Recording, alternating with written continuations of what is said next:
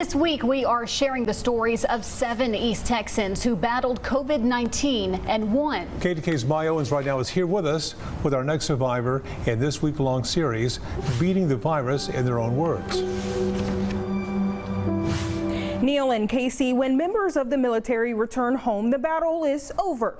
But as the coronavirus pandemic spread, one East Texas veteran faced a new battle she never expected.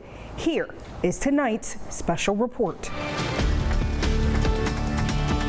Army veteran Elizabeth Kendrick knows all too well about war on 2 different fronts since she was diagnosed with COVID-19 2 months ago. Just very surprising that I got it at all. Not saying that I'm among to not getting it, but it was just a big shock that I did get it. For more than 23 years, Elizabeth spent her life in the U.S. Army. I was a 77 petroleum supply specialist where I went out and refilled aircrafts, hot refill, cold refill. Growing up in Tyler, Texas, while attending Texas College, she joined the service. It seemed like something I could do. So me and my friend girls, we went downtown and we talked to the recruiter and we joined the military. A decision that would allow her to serve her country from 1978 to 2003. After retiring, she thought the battle was over until she started feeling sick. And I called my doctor and got an appointment with her. She told me to come in and she tested me for regular flu symptoms, but everything came back negative. 2 weeks went by. Still feeling ill. She knew something was wrong. So it constantly went on and on and on, and then I got the dry cough. On the phone with her brother getting a drink of water when suddenly she couldn't breathe. By the time I got back to my bedroom, I had lost all breath in my body. It was just like gone that quick.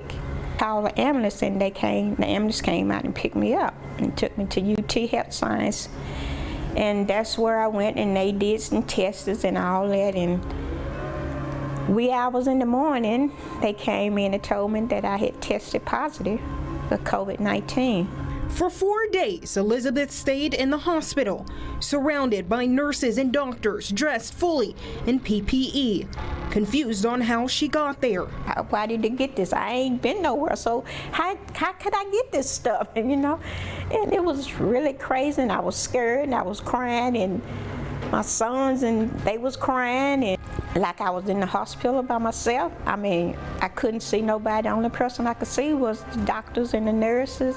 I couldn't see my family, nobody, so it was just,